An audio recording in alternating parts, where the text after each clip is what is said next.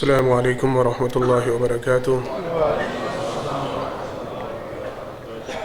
ان الحمد للہ نحمده ونستعینه ونستغفره ونؤمن به ونتوکل علیہ ونعوذ باللہ من شرور انفسنا ومن سیئات اعمالنا من يهده الله فلا مضل له ومن يضلل فلا هادي له وأشهد أن لا إله إلا الله وحده لا شريك له وأشهد أن محمدا عبده ورسوله صلى الله عليه وسلم. أما بعد فإن خير الحديث كتاب الله وخير الهدي هدي محمد صلى الله عليه وسلم وشر الأمور محدثاتها وكل محدثة بدعة وكل بدعة ضلالة وكل ضلالة في النار. اللهم صل على محمد وعلى آل محمد كما صليت على إبراهيم وعلى آل إبراهيم إنك حميد مجيد. اللهم بارك على محمد وعلى آل محمد كما باركت على إبراهيم وعلى آل إبراهيم إنك حميد مجيد. رب اشرح لي صدري ويسر لي أمري واحلل عقدة من لساني يفقهوا قولي. رب زدني علما. أعوذ بالله السميع العليم من الشيطان الرجيم من همزه ونفخه ونفثه. بسم الله الرحمن الرحيم. يثبت الله الذين آمنوا بالقول الثابت في الحياة الدنيا وفي الآخرة. ہر قسم کی تعریفات حمد و ثنا اللہ رب العالمین کے واسطے خاص ہیں. انگنت لا تعداد بے شمار درود و سلام ہوں امام الانبیاء حبیب کبریا جناب محمد مصطفیٰ صلی اللہ علیہ وسلم کی ذات گرامی پر. حضرات محترم، گزشتہ خطبہ میں اللہ کی توفیق سے موت کے حوالے سے بیان کرنے کی کوشش کی گئی تھی. ایک مسلمان، ایک نیک انسان اور ایک کافر یا گناہگار، ان دونوں کی اموات میں کیا فرق ہوتا ہے اور کیا معاملات اس وقت طے پاتے ہیں، اس حوالے سے چند ایک گزارشات پیش کی گئی.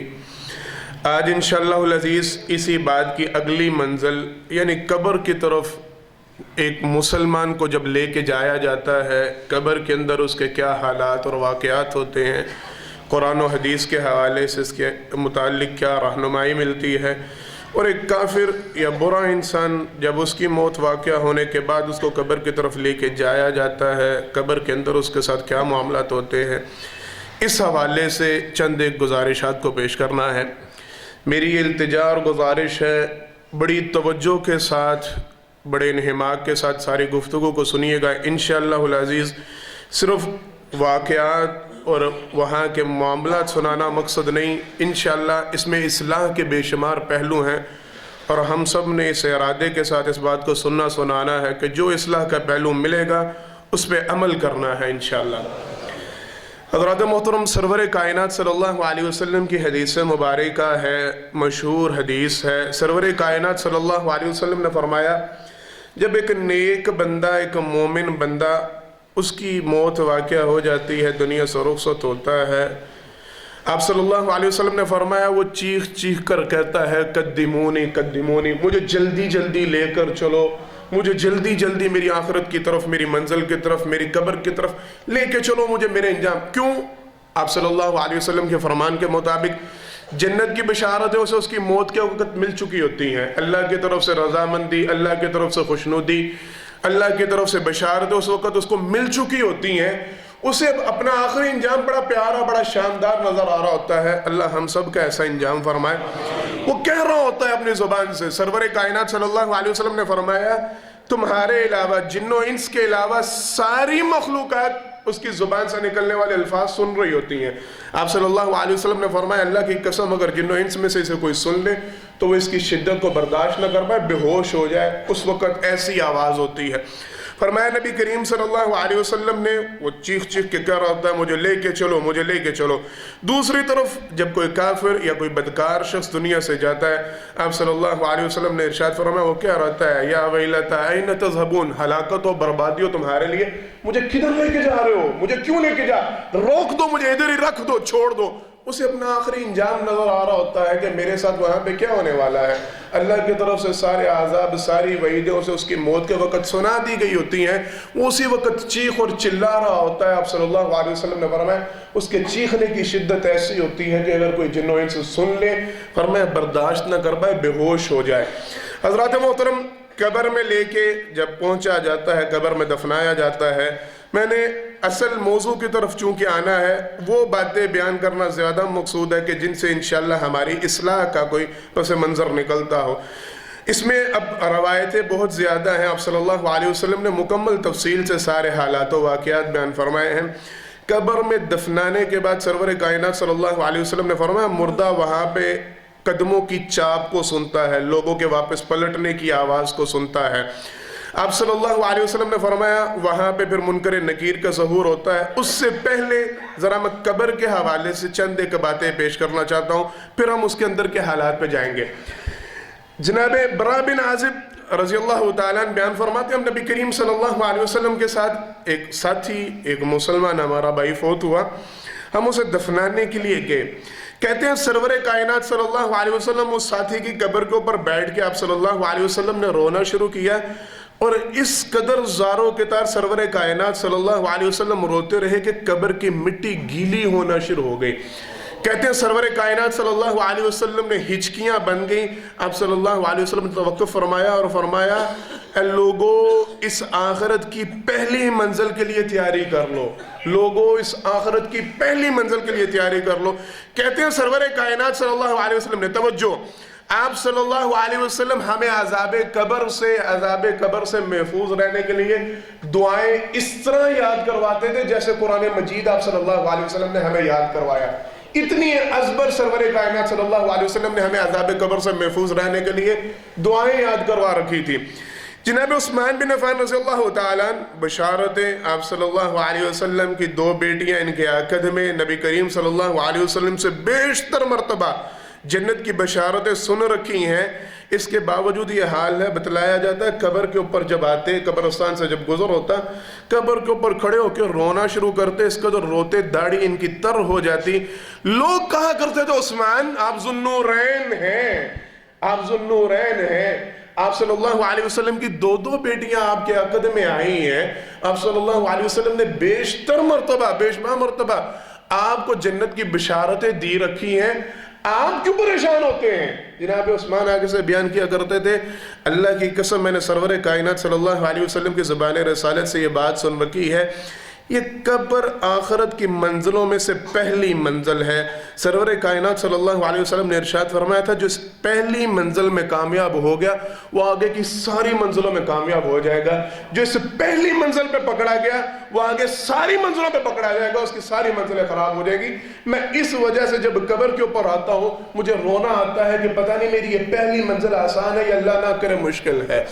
جناب ابو بکر صدیق رضی اللہ تعالیٰ عنہ صحابہ کرام رضوان اللہ علیہ مجمعین ان کے بے شمار واقعات قبر کے حوالے سے ملتے ہیں۔ جناب ابو بکر صدیق رضی اللہ تعالیٰ عنہ ان کے حوالے سے بیان کیا جاتا ہے جب آخری وقت آیا زاروں کے تار رو رہے ہیں، ہچکیاں لے رہے ہیں، لوگوں نے کہا ابو بکر صدیق رضی اللہ تعالیٰ عنہ سے شاید آپ کو دنیا چھوڑنے کا غم ہے، کہنے لگے نہیں واللہ بالکل نہیں، ایسا کوئی معاملہ نہیں، میں مکمل تیاری میں ہوں، آخرت کی طرف جانا ہے، لیکن صرف ایک بات پریشان کر رہی ہے، میں ایک ایسے گھڑے پہ جانے لگا ہوں، ایک ایسی منزل پہ پہنچنے لگا ہوں، یا ایک ایسے کنارے پہ جا رہا ہوں جس کے آگے جنت بھی ہے اور جہنم بھی ہے۔ ابو بکر صدیق نہیں جانتے میری اگلی منزل کون سی ہے۔ یہ جناب ابو بکر صدیق اپنی زبان سے کہا کرتے تھے میں نہیں جانتا میری اگلی منزل کون سی ہے، میں نے کنارے پہ تو کھڑا ہونا ہے، واللہ مجھے نہیں علم، اللہ نے مجھے جنت کی طرف لے کے جانا ہے، یہ جہنم کی طرف لے کے جانا ہے۔ جنت کی طرف جانے کا واحد رستہ نبی کریم صلی اللہ علیہ وسلم کی اطاعت ہے، میں اس بات کی طرف سے پریشان ہوتا ہوں کہیں ہم نے سرور کائنات صلی اللہ علیہ وسلم کی اطاعت میں کوتاہی نہ کر دی ہو۔ یہ کون کہہ رہا ہے؟ جناب ابو بکر صدیق رضی اللہ تعالیٰ عنہ، یہ ان کا حال تھا۔ متعدد صحابہ اکرام رضوان اللہ علیہ مجمعین ان کے حوالے سے یہ باتیں ملتی ہیں۔ میں بات کو اگر وہاں پہ لے کے جانا چاہوں بڑا طول ہو جائے گا، لیکن میں نے اصل موضوع کی طرف پلٹنا ہے۔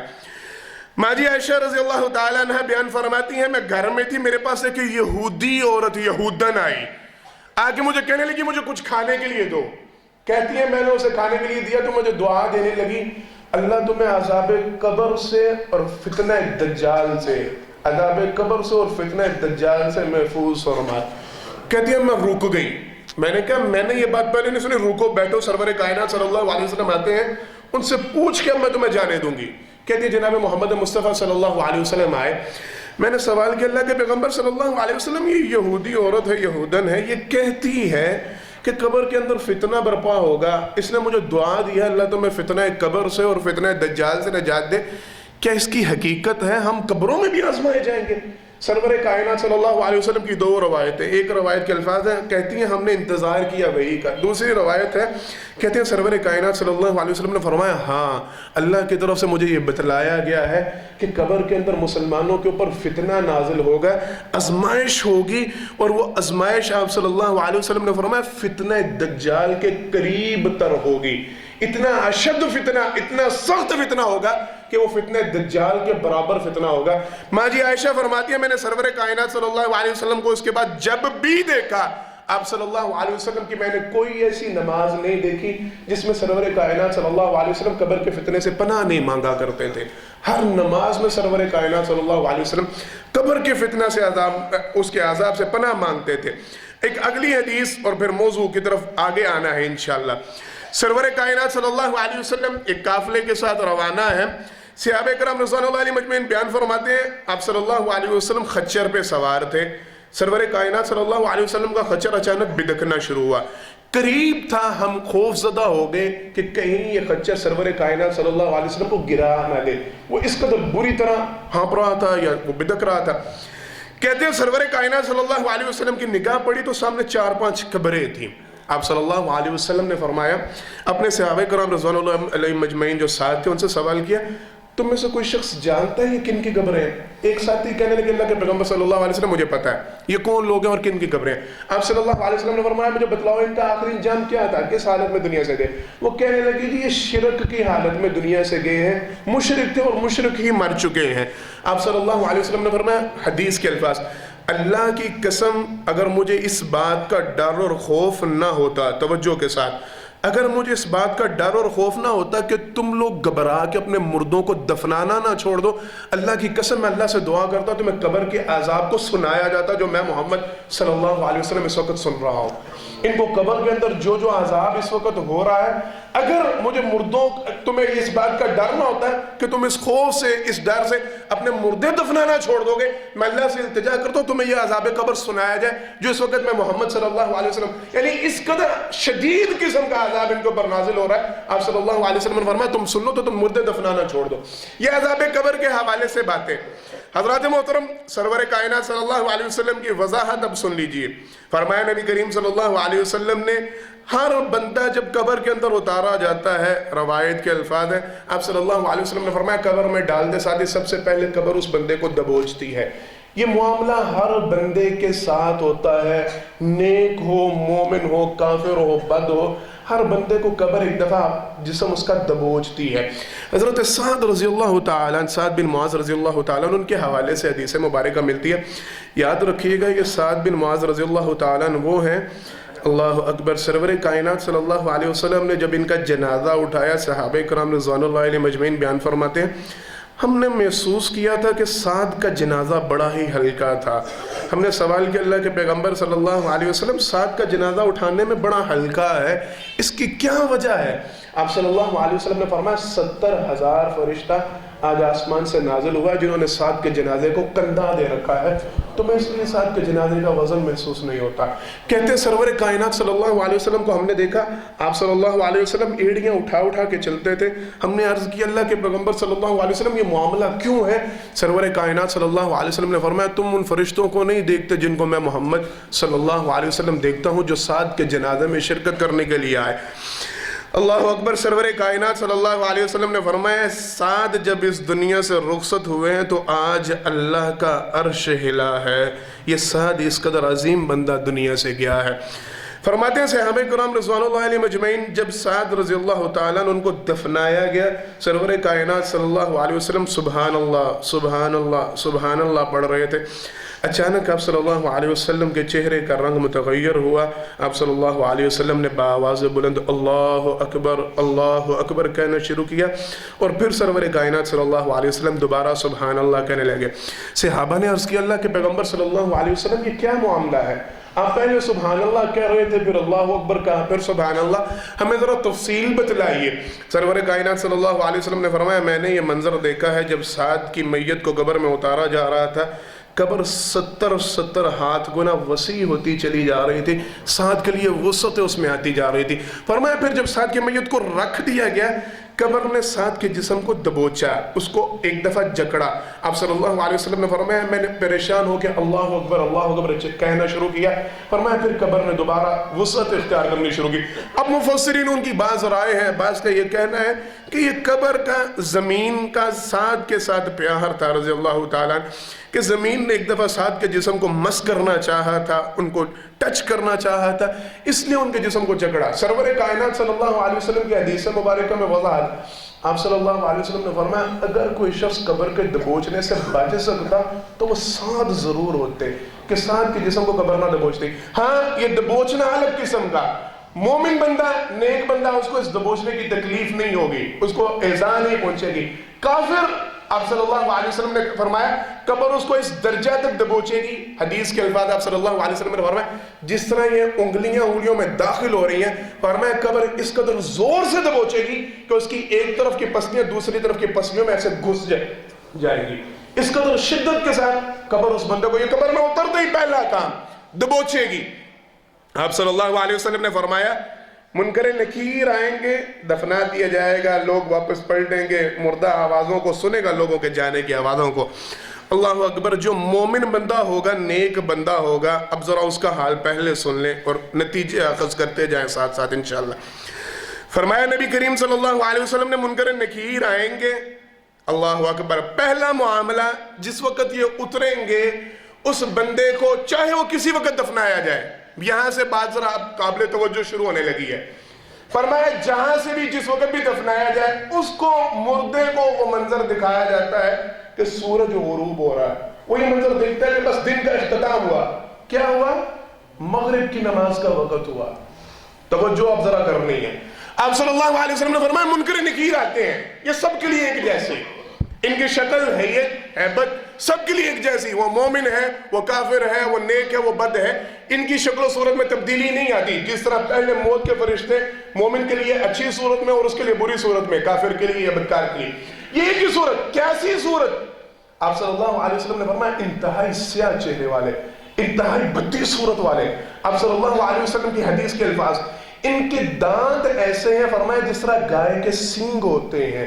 آپ صلی اللہ علیہ وسلم نے فرمایا یہ اپنے دانتوں کے ساتھ زمین کو اکھیڑتے ہیں، اتنی ہیبت ان کی۔ فرمایا نبی کریم صلی اللہ علیہ وسلم نے جب بولتے ہیں ان کے بولنے کی کڑک ایسی ہوتی ہے جیسے بجلی کڑکتی ہے، اتنی شدت۔ فرمایا نبی کریم صلی اللہ علیہ وسلم نے ان کی آنکھوں میں ایسی چکا چوند روشنی ہوتی ہے کہ کوئی بندہ ان کی نظر کے ساتھ نظر نہیں ملا سکتا۔ فرمایا نبی کریم صلی اللہ علیہ وسلم انتہائی اپنے دانتوں کے ساتھ اور اپنے ہونٹوں کے ساتھ زمین کو اپنے بالوں کے ساتھ رگیدتے ہوئے، یہ سارے حدیث کے الفاظ میں آپ کو بیان کر رہا ہوں۔ آپ صلی اللہ علیہ وسلم نے فرمایا یہ اکھیڑتے ہوئے زمین کو آتے ہیں اور انتہائی کرخت آواز میں آتے ساتھ ہی پہلا سوال کرتے ہیں، یہ ایک حدیث کے الفاظ ہیں، من ربک، تیرا رب کون ہے؟ حضرات محترم یہ جملہ آپ نے پہلے بڑی مرتبہ سن رکھا ہے، یہ بات میں بھی آپ بھی بچپن سے سنتے آ رہے ہیں، قبر میں 3 سوال ہونے ہیں، من ربک، من نبیک، من دینک۔ آج ذرا میں نے اس بات پہ توجہ دلوانی تھی جو اصل میرا آج کا موضوع اور مقصد تھا۔ وہ پہلا سوال کرتے ہیں من ربک، حدیث کے الفاظ، مستدرک کے حاکم کی حدیث، حدیث نمبر 1433۔ کیا بندہ کہے گا؟ ہیبت، خوف، سارا کچھ۔ اب مومن بندے کا ذرا منظر ملاحظہ کرنا، حدیث کے الفاظوں کے ساتھ پچھڑو، میری نماز کا وقت گزرا، مجھے نماز پڑھنے دو۔ بالکل کسی قسم کا کوئی ڈر خوف، مفسر محدث لکھتے ہیں یہ کلام ایسا ہے، یہ انداز ایسا ہے، یہ مخاطب کا تکلم ایسا ہے، یوں محسوس ہوتا ہے جیسے آقا اپنے غلام سے بات کر رہا ہو، پیچھے ہٹو، میری نماز کا وقت ہو رہا، مجھے نماز پڑھنے دو۔ وہ کہیں گے رکو، فرشتے وہ جن کی ہیبت منکر نکیر وہ سارا معاملہ، وہ کہیں گے رکو رکو، پہلے ہمیں اس شخص کے حوالے سے بتلاؤ، اس شخص کے بارے میں جناب محمد مصطفیٰ صلی اللہ علیہ وسلم، ان کی تصویر جو بھی پیش کیا جائے گا حدیث میں وضاحت نہیں کہ وہ کس صورت میں، وہ اشارہ کریں گے اس شخص کے بارے میں، یعنی جناب محمد مصطفیٰ صلی اللہ علیہ وسلم کے بارے میں تمہارا کیا خیال ہے؟ وہ کہے گا تم سنتے نہیں، میں نے تمہیں کہا پیچھے ہٹو، مجھے نماز کو ادا کر رہے ہو۔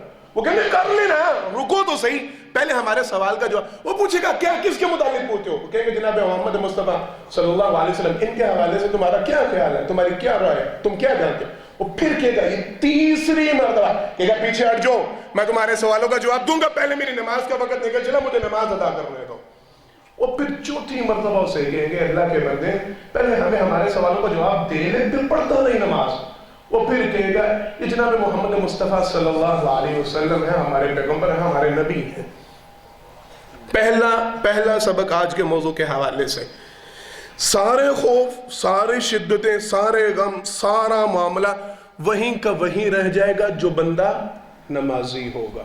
آپ کا کیا خیال ہے جو بندہ دنیا کے اندر تو مغرب کی نماز نہیں پڑھتا، نماز کی پرواہ نہیں کرتا، وہ وہاں پہ فرشتوں سے یہ بات کہے گا کہ پیچھے ہٹو، پہلے مجھے نماز پڑھنے دو؟ ایسا ممکن ہے؟ یہ منظر جو دنیا میں دیکھتا ہے کہ سورج غروب ہوتا ہے، دیکھ کے اس کو نماز کی جلدی ہوتی ہے، وہ نماز کی طرف لپکتا ہے، کل قبر کے اندر یہ انعام اس کو ملے گا، یہ فرشتوں کی ہیبت، ڈر و خوف اس کے لیے جاتا رہے گا جو دنیا کے اندر اس نماز کا اہتمام کرنے والا ہوگا، جو دنیا کے اندر اس بات کا خیال کرنے والا ہوگا۔ جو دنیا کے اندر ہی نہیں پڑھتا، جو دنیا کے اندر ہی خیال نہیں کرتا، وہ کیسے وہاں پہ کہے گا کہ اچھا دنیا میں تو میں پڑھتا نہیں تھا، آج مجھے پڑھنے دو؟ نہیں۔ پہلا سبق یہ ہے، پہلا معاملہ آج کے حوالے سے، اللہ کے لیے اگر آپ یہ چاہتے ہیں کہ کل منکر نکیر کی ہیبت سے بچ پائیں، کل منکر نکیر کے خوف سے بچ پائیں، یہ یاد رکھیے گا، میں بات آج ہی ذرا وضاحت سے یہیں پہ کر دوں۔ اگر امتحان ہو، کہیں پہ پرچہ ہو اور آپ کے سر کے اوپر سپریڈنٹ آگے کھڑا ہو جائے اور وہ آپ کو ڈانٹنا ڈپٹنا شروع کر دے، سوال کا جواب دے پائیں گے آپ؟ انٹرویو ہو کسی بندے کا اور جو انٹرویو لینے والا ہے وہ پہلے ہی جھاڑنا شروع کر دے، جواب دیا جا سکتا ہے؟ بندے کا ہوگا نروس۔ تو جہاں پہ منکر نکیر ہیں وہ سوال کا جواب پوچھنے آئے ہیں، جو بندہ پہلے خوفزدہ ہوگا وہ سوال کا جواب صحیح دے پائے گا؟ نہیں۔ اور خوفزدہ کون نہیں ہوگا؟ جو نمازی ہوگا۔ وہ الٹا ان کو کہے گا کہ چلو پیچھے ہٹو، پہلے مجھے نماز پڑھ دو، میری نماز کا وقت گزر رہا ہے۔ نماز یہ پہلا ضروری ترین معاملہ قبر کے عذاب سے بچنے کے لیے، قبر کے عذاب سے محفوظ رہنے کے لیے، اللہ کے لیے یہ ارادہ کریں انشاءاللہ آج سے نمازوں میں سستی نہیں کرنی انشاءاللہ، اور اپنے بچوں کو، اپنے اہل خانہ کو جا کے اس بات کی تلقین کرنی ہے کہ اگر کل منکر نکیر کی سختیوں سے، ان کے سوالوں سے بچنا ہے، ان کے عذابوں کے، ان سے جو بھی شدت سے بچنا ہے، تو پھر نماز کی پابندی کرنی ہے انشاءاللہ۔ اگلا معاملہ ذرا سنیے گا، وہ سوال کریں گے من ربک، نیک بندہ آپ صلی اللہ علیہ وسلم نے فرمایا وہ جواب دے گا ربی اللہ، میرا رب اللہ ہے۔ دوسرا سوال ہوگا من نبیک، تیرا نبی کون ہے؟ وہ جواب دے گا نبینا محمد صلی اللہ علیہ وسلم، ہمارے نبی جناب محمد مصطفیٰ صلی اللہ علیہ وسلم ہے۔ وہ سوال کریں گے ما دینک، تیرا دین کیا ہے؟ وہ کہے گا دین الاسلام، میرا دین اسلام ہے۔ حضرات محترم پہلے ذرا ان تین سوالوں پہ اب آنا ہے۔ بظاہر کہنے کو بڑے آسان سے سوال ہیں، ہم سب کو پتا ہے ہمارا رب اللہ، ہم سارے مسلمان ہیں الحمدللہ، ہم سب کو پتا ہے کہ ہمارا دین اسلام ہے، اور ہم سب کو پتا ہے جناب محمد مصطفیٰ صلی اللہ علیہ وسلم ہمارے نبی ہیں۔ لیکن توجہ طلب بات یہ ہے، کیا یہ سوال وہاں پہ اتنے ہی آسان ہوں گے؟ اس سوال کا جواب کافروں کو نہیں تو پتا کہ اگر ہم یہ سوال کا جواب وہاں پہ اس انداز سے دے لیں گے تو ہم بچ جائیں گے؟ نہیں، اصل معاملہ میں اب آپ کو بتاتا ہوں۔ وہاں پہ کون بندہ کہے گا ربی اللہ، میرا رب اللہ ہے؟ توجہ، جو بندہ دنیا کے اندر لا الہ الا اللہ پہ ایمان رکھتا ہوگا۔ میں نے قرآن کریم کی ایک آیت مبارکہ تلاوت کی ہے، یثبت اللہ الذین آمنوا بالقول الثابت فی الحیات الدنیا وفی الآخرہ۔ مفسر محدث سب کا اس بات پہ اتفاق ہے، قرآن کریم کی آیت مبارکہ قبر کے لیے نازل ہوئی ہے۔ اللہ فرماتے ہیں ہم جو ایمان والے ہیں، صحیح معنوں میں مومن ہیں، اللہ ان کو ثابت قدم رکھتے ہیں، اللہ ان کو یہ ثابت قدمی عطا فرماتے ہیں فی الحیات الدنیا و فی الآخرہ، دنیا کے اندر بھی اور آخرت کے اندر بھی وہ اس بات پہ کاربند رہیں گے کہ لا الہ الا اللہ، یا ربی اللہ، میرا رب اللہ ہے۔ جنہوں نے دنیا کے اندر اس بات کے اوپر ایمان رکھا اور ایمان کا اظہار کیا اور ایمان کا مظاہرہ کیا، ہر بندے کی زبان سے وہاں پہ ربی اللہ نہیں نکلے گا۔ جو دنیا کے اندر اس بات کی صحیح معنوں میں گواہی دیتا ہوگا، جو اللہ کے علاوہ کسی کو شریک نہیں ٹھہراتا۔ سرور کائنات صلی اللہ علیہ وسلم کی حدیث ملتی ہے نا، ہم سب نے سن رکھی ہے۔ آپ صلی اللہ علیہ وسلم جب قبر کے اندر کسی کو اتارا کرتے، سرور کائنات صلی اللہ علیہ وسلم وہاں پہ دعا کروایا کرتے تھے، اللہم ثبت بالقول الثابت، اللہ اس کو اس جملے پہ کاربند رکھا جو دنیا میں اس نے جملہ پڑھا تھا۔ یہ وہی ہے یثبت اللہ الذین آمنوا بالقول الثابت، دعا کروائی جائے۔ کیا تھی وہ دعا، کیا تھا وہ معاملہ؟ جو دنیا کے اندر شرک کی گھاٹیوں میں اترا ہو، جس نے دنیا کے اندر رب کو رب نہ مانا ہو، لا الہ الا اللہ محمد رسول اللہ لاکھ مرتبہ پڑھا۔ میں نے بڑی مرتبہ اس کا ترجمہ آپ کو سمجھانے کی کوشش کی ہے۔ لا الہ الا اللہ، اللہ کے علاوہ کوئی الہ نہیں لیکن اللہ الہ ہے، یہ اصل ترجمہ ہے اس کا۔ اللہ کے علاوہ کوئی الہ نہیں لیکن اللہ الہ ہے۔ جو اس معنی کو سمجھ ہی نہیں پایا، پتہ نہیں کون سا رب ہے جس کی ہم نے عبادت کرنی ہے 24 گھنٹے میں۔ مجھے تو وہ وقت نظر نہیں آیا جب میں اپنے رب کی عبادت کرتا ہوں انویروں، مجھے قرآن کو کھولنے کی توفیق نہیں ملی، مجھے نماز کے لیے وقت نہیں ملا، مجھے زکوٰۃ صدقات کے لیے توفیق نہیں ہوئی، مجھے دین پہ چلنا کسی نے سکھلایا نہیں، یا میں نے سیکھا نہیں، یا میں نے عمل نہیں کیا۔ ربی اللہ، کون رب؟ میں وہ شرک کی گھاٹیوں میں اترا، میں مزاروں پہ گیا، میں درباروں پہ گیا، میں پیروں فقیروں کے پیچھے بھاگا، میں جادوگروں کے پیچھے بھاگا۔ میں یہ بات کر رہا ہوں ایمان خالی، میں نے وہ عمل اپنائے جن کے بارے میں میرے رب نے کہا، میرے پیغمبر نے کہا۔ جس بندے کی یہ صورتحال، اس کا ایمان ہی نہیں رہتا۔ یثبت اللہ الذین آمنوا بالقول الثابت، دنیا کے اندر ہی جس کا ایمان باقی نہیں، وہ وہاں کیسے کہے گا ربی اللہ؟ یہ ربی اللہ صرف اس کے منہ سے نکلے گا، یہ جملہ صرف اس کی زبان پہ آئے گا جو دنیا کے اندر رب کو رب مانتا ہوگا، اس کا عملی مظاہرہ پیش کرتا ہوگا، حقیقت میں اس بات کی گواہی دیتا ہوگا کہ میں اپنے رب کو رب مانتا ہوں، جانتا ہوں۔ میں اللہ کے علاوہ کسی کو شریک نہیں ٹھہراتا، میں اللہ کے ساتھ کسی کو شریک نہیں ٹھہراتا، میں اللہ کے علاوہ کسی کو الہ نہیں مانتا، میں اللہ کی عبادتوں میں کسی کو شامل نہیں سمجھتا، میں اللہ کے اختیارات میں، میں اللہ کے وسعتوں میں، میں اللہ کی طاقتوں میں، میں اللہ کے سارے معاملات میں کسی دوسرے کا حصہ نہیں سمجھتا۔ میں نہیں جانتا پیروں فقیروں ولیوں کو، حتیٰ کہ میں پیغمبروں کے حوالے سے بھی اس بات کا قائل نہیں کہ ان کے پاس بھی اختیارات ہوتے ہیں، نہیں۔ جو اختیار میرے رب کا ہے وہ کسی کا بھی نہیں ہے، جو قوتیں میرے رب کے پاس ہے، جو طاقتیں میرے رب کے پاس ہے، وہ کسی کے پاس نہیں ہے۔ جس کا یہ ایمان اور عقیدہ ہوگا اور پھر وہ رب کی عبادت کرنے والا ہوگا، رب کو رب ماننے والا ہوگا، وہ وہاں پہ پکارے گا ربی اللہ، میرا رب اللہ ہے۔ حضرات محترم، میں اور آپ ذرا جا کے اب اپنے گھروں میں اپنا موازنہ کیجئے گا، اپنے اہل خانہ کے حوالے سے ذرا سوچئے گا، اپنے بچوں کی تربیت کے حوالے سے، اپنی بیویوں کے حوالے سے، بہن بھائیوں کے حوالے سے ذرا سوچئے گا۔ اللہ کی قسم، بغیر کسی تان کے، بغیر کسی طنز کے، بغیر کسی غصہ کے، صرف جا کے اپنا موازنہ شروع کر دیں اپنے گھر والوں سے کہ ہمارا دنیا میں گزر بسر ایسا ہے کہ ہماری زبان سے ربی اللہ کا جملہ نکلے، 24 گھنٹوں میں ہمارا اپنے رب کے ساتھ تعلق ایسا ہے کہ ہم نے رب کو رب مان رکھا ہے، ہم نے اللہ کو الہ مان رکھا ہے۔ کل جب فرشتے ہے نا، سب کا ایمان کے قبر میں جانا اور سوال ہونا ہے، تو ہماری تیاری ہے اس حوالے سے کہ ہماری زبان سے ربی اللہ کا جملہ نکلے؟ آگے چلنا پوچھیں گے نبیوں کا، تیرا نبی کون ہے؟ نبینا محمد صلی اللہ علیہ وسلم۔ یہ جملہ کس کی زبان سے نکلے گا؟ جس کا محمد رسول اللہ صلی اللہ علیہ وسلم پہ ایمان ہوگا اور عملی مظاہرہ ہوگا۔ جو صرف زبانی نعرے لگانے والا نہیں، جو صرف زبانی دعوے کرنے والا نہیں، جو صرف زبانی باتیں کرنے والا نہیں، حقیقی معنوں میں سرور کائنات صلی اللہ علیہ وسلم کو اپنا پیغمبر مانتا ہوگا۔ اور پیغمبر ماننے کا مطلب کیا؟ اطیعوا اللہ و اطیعوا الرسول، اللہ اور اس کے رسول صلی اللہ علیہ وسلم کی اطاعت کرنی ہے۔ پیغمبر کے آنے کا مقصد، پیغمبر شریعت لے کے آئے، پیغمبر پیغام لے کے آئے، پیغمبر اسوہ حسنہ لے کے آئے، زندگی گزارنے کا طریقہ لے کے آئے، زندگی گزارنے کا سارا سب آپ صلی اللہ علیہ وسلم نے بیان کیا، ہم نے سنا۔ عمل کون کرتا ہے؟ کس کی زبان سے نکلے گا؟ محمد رسول اللہ، یہ نبینا محمد صلی اللہ علیہ وسلم جس نے ساری زندگی آپ صلی اللہ علیہ وسلم کے بارے میں جانا ہی نہیں، جس کو پتہ ہی نہیں کہ میرے پیغمبر کا طرز عمل کیا تھا، ان کی زندگی کیا تھی، ان کے شب و روز کیسے تھے، ان کا احکامات کیا تھے، سنا آپ صلی اللہ علیہ وسلم کی یہ حدیث ہے، اچھا ہوگی اور ایسے نہیں چلتا. آپ صلی اللہ علیہ وسلم نے اس کام سے منع، اچھا کیا ہوگا منع، اب نہیں چلتا. آپ صلی اللہ علیہ وسلم نے اس بات کا حکم دیا، اچھا کیا ہوگا، ہم سے نہیں ہوتا. داڑھی رکھو نہیں رکھی جاتی، شلوار ٹکنوں سے اونچی رکھو نہیں رکھی جاتی، بال نہیں بنائے جاتے، معاملے نہیں کیے جاتے، رشتہ داریاں نہیں نبھائی جاتی، تعلقات نہیں روکے جاتے، معاشرت نہیں، معیشت نہیں، ہر کام میں نہیں. تو محمد النبینا محمد کس کی زبان سے نکلے گا؟ یا ایسی زبان کے اوپر بس چڑھ جائے گا کہ آپ نے کہہ دیا ہو گیا؟ نہیں. جس نے نبی کریم صلی اللہ علیہ وسلم کو اپنا نبی مانا ہوگا، جانا ہوگا، آپ صلی اللہ علیہ وسلم کی اطاعت کی ہوگی، آپ صلی اللہ علیہ وسلم کی فرما برداری کی ہوگی، حقیقی معنوں میں سرور کائنات صلی اللہ علیہ وسلم کو اپنا پیغمبر مان کے، اپنے لیے اسوہ حسنہ مان کے زندگی کو گزارا ہوگا، وہ پکارے گا نبینا محمد صلی اللہ علیہ وسلم، ہمارے پیغمبر جناب محمد مصطفیٰ صلی اللہ علیہ وسلم. اگلا سوال، ما دینوں کا، تیرا دین کیا ہے؟ ہر بندہ کہے گا دینی الاسلام. توجہ ذرا، یہ وہی باتیں ہیں، یہ وہی باتیں ہیں. ہم نے آج تک ان باتوں کو کبھی سوچا سمجھا نہیں.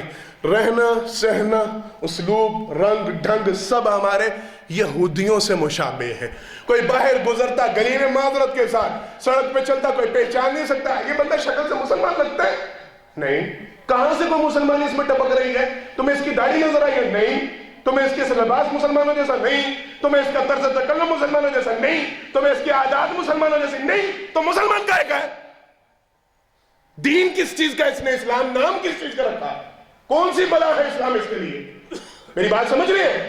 اس کی معیشت دیکھ لیں اسلام والی نہیں، اس کی معاشرت دیکھ لیں اسلام والی نہیں، اس کے تعلقات دیکھ لیں اسلام کے مطابق نہیں، اس کی چال ڈال اسلام والی نہیں، اس کا لباس اسلام والا نہیں، اس کا کوئی عمل اسلام کے مطابق نہیں. یہ قبر میں پکارے گا دین ہے اسلام، میرا دین اسلام، ایسا ممکن ہوگا؟ نہیں. جس کو پتہ ہی نہیں دین اسلام چیز کیا ہے، دین اسلام نام کس کا ہے، جس نے ساری زندگی کبھی یہ جاننے پرکھنے کی کوشش نہیں کی، اور میں جس دین کا نام لیتا پھرتا ہوں، اسلام اسلام اسلام کرتا پھرتا ہوں، وہ ہے کیا اسلام؟ مجھے حکم کیا دیتا ہے، مجھے روکتا کس بات سے؟ وہ کس بات کا وہاں پہ نعرہ لگائے گا کہ دین یہ اسلام، میرا دین اسلام ہے؟ یہ صرف اسی کی زبان سے نکلے گا جو صحیح معنوں میں اسلام پہ کاربند ہوگا. حضرات محترم، پہلے 3 اسباق آج کے خطبہ کے حوالے سے اللہ کے لیے ان 3 سوالوں کی تیاری کریں، ان 3 سوالوں کی صحیح معنوں میں تیاری کریں. آپ دین اسلام کے اوپر عمل پیرا ہونے والے ہوں، دین اسلام کو جاننے سمجھنے والے اور اس کے مطابق زندگی گزارنے والے. آپ اپنے پیغمبر جناب محمد مصطفیٰ صلی اللہ علیہ وسلم ان کی صحیح معنوں میں اطاعت اور فرما برداری کرنے والے ہو. آپ رب کو رب ماننے والے ہو، اللہ کو الہ ماننے والے ہو. ان 3 سوالوں کی تیاری کریں تاکہ کل قیامت کے دن یا قبر کے اندر کل جب فرشتے یہ سوال کریں، منکر نکیر پوچھیں، تو ہمارے سوالوں کے جواب ٹھیک ہوں، درست ہوں، اگلی منزلیں پھر آسان. یہ ذہن نشین رکھیے گا، منکر نکیر کے بعد ہی قبر کے سارے معاملات. جس کی یہ 3 سوال ہی غلط ہو گئے اس کے سارے سوال غلط، اس کا سارا پرچہ خراب، وہ سارا معاملہ خراب، سارا کا سارا. وہ میں بڑا خرچہ کر دیتا تھا، میں نے 1-2 مسجد بنا رکھی تھی، میں نے مدرسے کا خرچہ اٹھا رکھا تھا، میں یتیموں کی شادیاں کروایا کرتا تھا. وہ سارے کے سارے معاملے دھرے کے دھرے رہ جانے جس کے 3 سوال خراب. آگے بھی سارا سمجھنا ہے. ہمیں آج تک عمومی طور پہ عمومی طور پہ ہمیں 4تھے سوال کے متعلق بھی کسی نے بتلایا. یہ سنا ہوگا تو بہت کم ہم نے توجہ دی ہوگی. 4تھا سوال پتہ کیا ہے؟ اللہ اکبر. مومن بندے سے 4تھا سوال یہ ہوگا، تجھے کیسے پتہ چلا ہے؟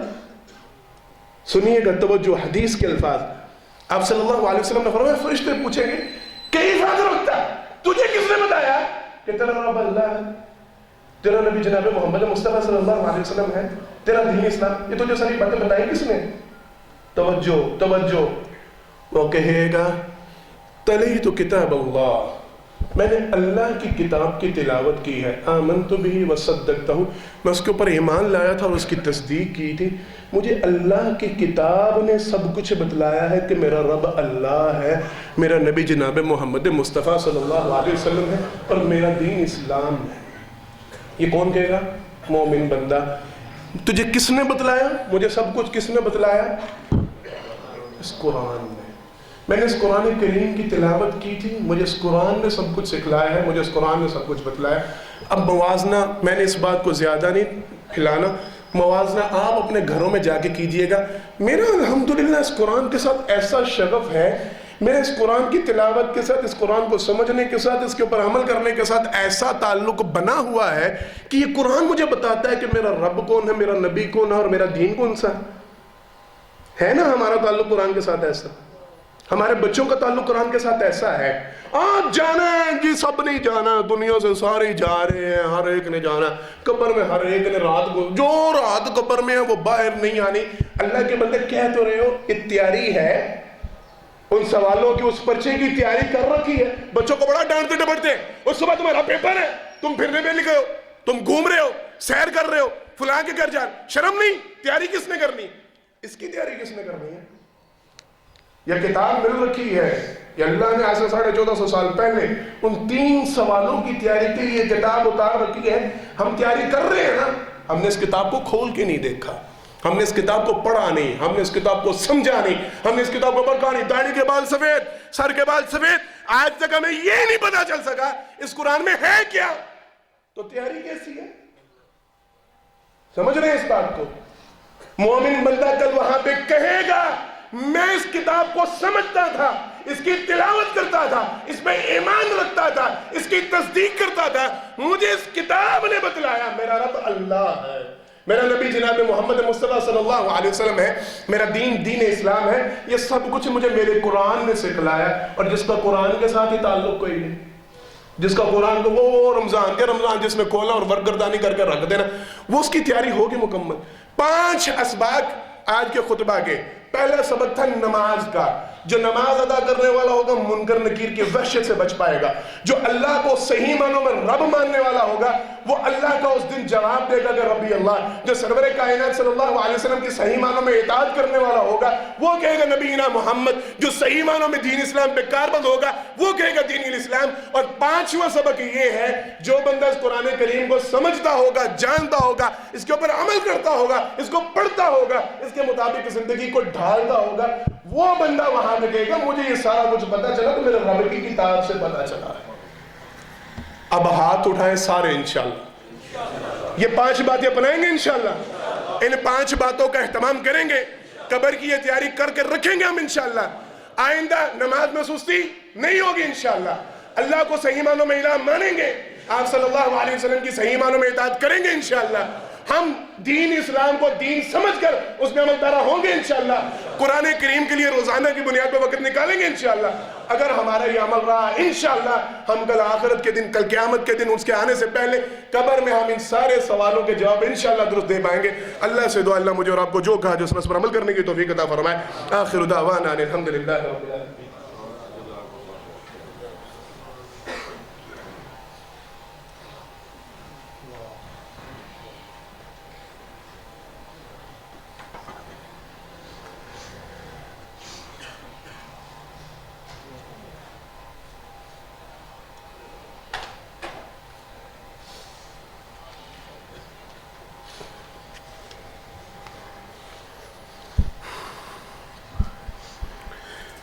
إن الحمد لله نحمده ونستعينه ونستغفره ونؤمن به ونتوكل عليه ونعوذ بالله من شرور أنفسنا ومن سيئات أعمالنا من يهده الله فلا مضل له ومن يضلل فلا هادي له وأشهد أن لا إله إلا الله وحده لا شريك له وأشهد أن محمدا عبده ورسوله صلی اللہ علیہ وسلم۔ حضرات محترم، پہلے خطبہ جمعہ میں اللہ کی توفیق سے قبر کے حوالے سے چند ایک گزارشات پیش کی گئی ہیں۔ سرور کائنات صلی اللہ علیہ وسلم نے بیان فرمایا قبر کے اندر سب سے پہلے انسان کو جس بات کا سامنا کرنا پڑتا ہے، قبر ہر شخص کو دبوچتی ہے اور اس کے ایمان کے مطابق، اس کی نیکیوں کے مطابق اس کو دبوچا جاتا ہے۔ جو نیک ہوتا ہے اس کو تکلیف ایذا نہیں پہنچائی جاتی، جو بد ہوتا ہے اس کو اس قدر زور سے قبر دبوچتی ہے کہ ایک طرف کی پسلیاں دوسری طرف کی پسلیوں میں گھس جاتی ہیں۔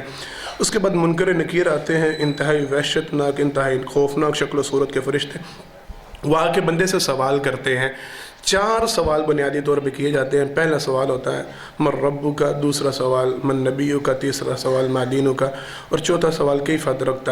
اب صلی اللہ علیہ وسلم نے فرمایا جو نیک اور مومن بندہ ہوتا ہے وہ ان 4 سوالوں کے صحیح جواب دیتا ہے۔ جو دنیا کے اندر اللہ کو اللہ مانتا ہوگا، الہ مانتا ہوگا، اللہ کی عبادت صحیح معنوں میں کرتا ہوگا، وہ وہاں پہ کہے گا ربی اللہ۔ دوسرے نمبر پہ اب صلی اللہ علیہ وسلم نے فرمایا جس نے محمد مصطفیٰ صلی اللہ علیہ وسلم کی صحیح معنوں میں اطاعت کی ہوگی، اب صلی اللہ علیہ وسلم کی صحیح معنوں میں فرما برداری کی ہوگی، وہ کہے گا کہ نبینا محمد صلی اللہ علیہ وسلم۔ جس نے دین اسلام کو صحیح معنوں میں دین اسلام سمجھتے ہوئے اس کے اوپر اپنی زندگی کو بسر کیا ہوگا، وہ وہاں پہ کہے گا کہ دین اسلام میرا دین اسلام ہے۔ چوتھا سوال ہوگا کہ تجھے یہ سب کیسے پتہ چلا؟ آپ صلی اللہ علیہ وسلم نے فرمایا وہ کہے گا کہ میں نے اللہ کی کتاب کو پڑھ رکھا ہے، مجھے قرآن نے یہ سب کچھ بتلایا اور سکھلایا ہے کہ میرا رب کون ہے، میرا نبی کون ہے، اور میرا دین کیا ہے۔ سرور کائنات صلی اللہ علیہ وسلم نے تصویر کا دوسرا رخ بھی کھینچا ہے۔ جو قرآن کو پڑھنے کا عادی نہیں، جو اللہ کو الہ نعرہ لگاتا ہے لیکن الہ نہیں مانتا، جو نبی کریم صلی اللہ علیہ وسلم ہاں میں ایمان رکھتا ہوں آپ صلی اللہ علیہ وسلم اللہ کے رسول ہیں، لیکن آپ صلی اللہ علیہ وسلم کی فرما برداری نہیں کرتا، اطاعت نہیں کرتا، دین اسلام کے نعرے صرف لگاتا ہے، اس کی عظمت کا گن گاتا ہے، لیکن اسلام اس کی زندگی میں کہیں نظر نہیں آتا۔ سرور کائنات صلی اللہ علیہ وسلم نے ارشاد فرمایا وہ تینوں سوالوں کے جواب میں کہے گا ہاں ہاں ہاں لا ادری میں نہیں جانتا کون ہے اللہ، کون ہے پیغمبر۔ یہ وہ بندہ ہوگا جو چاہے یہاں پہ نعرے لگاتا ہے لیکن اس کا عمل، اس کی زندگی اس قرآن کے مطابق، اللہ کو اللہ ماننے کے مطابق، نبی کریم صلی اللہ علیہ وسلم کو پیغمبر ماننے کے مطابق نہیں، وہ وہاں پہ ساری باتوں سے منکر ہو جائے گا، کہے گا مجھے نہیں پتا کون ہے اللہ، مجھے نہیں پتا کون ہے رب، کون ہے محمد مصطفیٰ صلی اللہ علیہ وسلم، یہ دین کیا چیز ہے، میں کچھ بھی نہیں جانتا۔ اب صلی اللہ علیہ وسلم نے فرمایا فرشتے اس کے اسی سوالوں پہ، 3 سوالوں پہ اس کے دونوں کانوں کے درمیان، مفسر محدث کہتے ہیں اس کا مطلب ہے دماغ کے اوپر، فرشتے لوہے کے ہتھوڑے سے یا لوہے کے گزر سے اتنی زور سے ضرب لگائیں گے۔ آپ صلی اللہ علیہ وسلم نے فرمایا اللہ کی قسم اگر تم اس آواز کو سن لو جو اس کے چیخنے کی نکلے گی، تم لوگ اپنے مردے دفنانے چھوڑ دو۔ جو قبر کے اندر اترتے ساتھ ہی ان سوالوں کا جواب اس شخص کے سر کے درمیان میں، دونوں کانوں کے درمیان میں ان سوالوں کے جواب پہ مارا جائے گا۔ پھر آپ صلی اللہ علیہ وسلم نے آگے بڑی وضاحت فرمائی ہے، انشاءاللہ میں یہ کوشش کروں گا اگلے خطبہ میں باقی جو قبر کا حوالہ اس کے حوالے سے اور آگے جنت اور جہنم کے معاملوں کے حوالے سے بات کی جائے گی۔ اللہ سے دعا ہے اللہ مجھے اور آپ کو جو کہا جو اس پر عمل کرنے کی توفیق عطا فرمائے، ہمیں صحیح معنوں میں ان سوالوں کی جواب کی تیاری کرنے کی اللہ توفیق عطا فرمائے، دین کو دین مان کر، اللہ کو رب مان کر، نبی کریم صلی اللہ علیہ وسلم کو صحیح معنوں میں اپنا پیغمبر مان کر زندگیوں کو بسر کرنے کی توفیق عطا فرمائے، قرآن کریم کے ساتھ اللہ ہم سب کا تعلق پیدا فرمائے۔ یہ 1-2 سوال ہیں، ایک سوال تو عجیب سے یہ سورۃ حجر میں فرمایا اللہ نے یہ کتاب ہے اور قرآن حکیم دونوں کا ذکر ہے۔ کتاب سے کیا مراد ہے؟ یہ اللہ رب العالمین نے پہلے اللہ نے صحیفے اتارے تھے، پھر کچھ کتابیں اتری ہیں، یہ اللہ کی طرف سے کتاب کی صورت میں نازل ہوا، اور قرآن اس کا نام اس لیے چونکہ یہ بار بار قرات کیا جاتا ہے، لہذا ان دونوں باتوں میں اختلاف کوئی نہیں۔ ایک بات ہے کہ جناب ابوبکر صدیق رضی اللہ تعالیٰ عنہ کا انتقال ہونے لگا تو انہوں نے فرمایا یہ بات کہیں سے ثابت نہیں کہ مجھے روزہ رسول کے پاس لے جانا، دروازہ کھل جائے تو دفنا دینا، نہیں، میں نے کہیں بھی یہ بات نہیں پڑھی۔ کچھ اعلانات ہیں، ایک صاحب نے اعلان کیا کہ میری والدہ محترمہ میرے ماموں سعید اور فیاض صاحب بیمار ہیں، دعا کر اللہ رب العالمین صاحب بیماروں کو مکمل شفا کاملہ اللہ عطا فرمائے۔ رفیق منہاج صاحب اور ان کے خاندان کے کچھ افراد بیمار ہیں، یہاں سے بھی جی صاحب نے بھی کچھ بیماروں کا اعلان کروایا تھا، ان کے لیے جتنے بھی بیمار ہیں سارے بیماروں کے لیے دعا کریں۔ جو ساتھی لے کے آتے ہیں انہوں نے میں دعا کی درخواست کی، جتنے بیمار اللہ سارے بیماروں کو مکمل شفا کاملہ عطا فرمائے۔ کچھ ساتھیوں نے رشتوں کے لیے اعلان کروایا، دعا کریں اللہ رب العالمین جتنے مسلمان رشتوں کی وجہ سے پریشان ہیں، ہم اللہ سے التجا کرتے ہیں، اصل بندوبست اللہ کے پاس ہے، ماؤں بہنوں بیٹیوں والے وہ بڑا پریشانی کا عالم، ماں باپ کے لیے بڑی تکلیف کا باعث، بھائیوں کے لیے بڑی پریشانی کا باعث، لوگ بنا رہے ہیں، ہم اللہ سے التجا کرتے ہیں اللہ دنیا اور دنیا والوں سے، ان کی محتاجیوں سے ہمیں محفوظ فرما دے، اللہ خود ان کے رشتوں کا بہترین بندوبست فرما دے، اللہ خود ان کے لیے بہترین ہمسر پیدا فرما دے۔ جتنے پریشان حال ہیں اللہ سے التجا اللہ سارے پریشان حالوں کی ساری پریشانیاں دور فرما دے، جتنے مقروض ہیں اللہ سب مقروضوں کے سارے قرضے اتار دے، جن جن ساتھیوں نے جن جن دعاؤں کے لیے کہا ہے اللہ سب کی ساری دلی حاجات کو پورا فرما دے، جائز تمناؤں کو اللہ پورا فرما دے، اللہ ہم سب کے حالات پر رحم فرما دے، ہمارے ملک پاکستان کی حفاظت فرما دے۔ بارک اللہ لنا ولکم فی القرآن العظیم ونفعنا وإیاکم بالآیات وذکر الحکیم انہ تعالی جبار قدیم ملک بر رؤوف رحیم۔ سبحان ربک رب العزۃ عما یصفون والسلام علی المرسلین والحمد للہ رب العالمین۔